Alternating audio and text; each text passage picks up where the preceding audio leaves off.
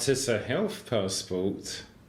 So a health passport is a really useful document for healthcare professionals to use if you come into health services. The idea of them is it gives them an overview of your needs when you come in to any sort of healthcare services. So whether that's how you communicate, your eating and drinking preferences, any allergies, your likes and dislikes, for example. So there's a lot of useful information in there to support people to make sure you have equal access to services. Why is it important to have one? So it's important to have a healthcare passport, particularly if you're in a stressful time. If you're accessing a hospital, for example, it's a useful document to have a summary of the person's needs, and it gives a real overview of the person's support needs as well when they come into healthcare services. Where do I get the form from? So you can get a form online digitally, or you can contact your local learning disability services and they'll be happy to provide you with a copy, but also provide you with some guidance on how to complete that if it's needed. How do we update the health passport and how often should it be updated? So you can either update via digital copies, you can do it online or on a computer or an iPad or any sort of electronic device, or you can complete it by hand, so you can simply print off a copy and complete a copy by hand.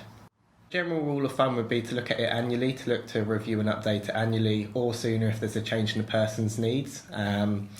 So that would be the guidance I'd suggest around how often they should be updated. How do I get help to make one? Can someone help me to fill it in? So I would advise getting in contact with your local hospital learning disability service about how to support the individual in completing one.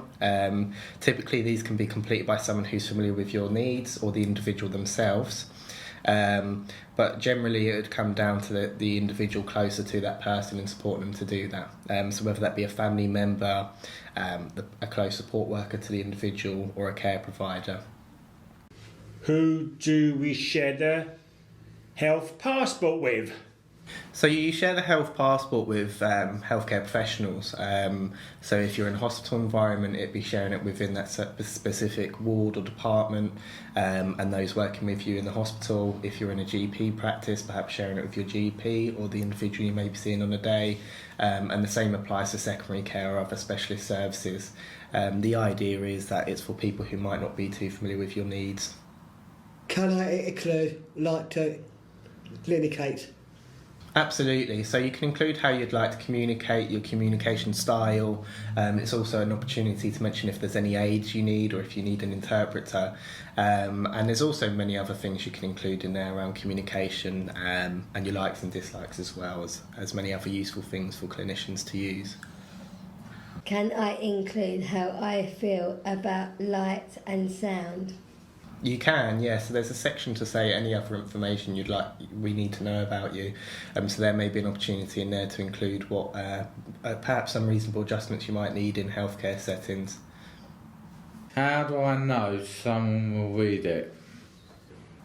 So when you go into healthcare services, so for example, if you was to go into a hospital, it's about prompting the person who's supporting you under their care to say, this is my healthcare passport, and then they should look to liaise with those around them who might be working with you in that environment to make sure they read it. And they can also come back to it at some point as well if there's a specific part of the healthcare passport that might be useful to them, so whether that be allergies or how you communicate.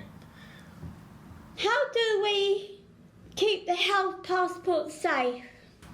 So I'd suggest when you complete a copy, if you do it by hand, scanning a copy, keeping it somewhere safe and sound. If it's a digital copy, then of course you can save it online and look to come back to it when you need to update it. So that'd be my suggestion, to try and keep another copy, particularly when you go into other healthcare services like a hospital.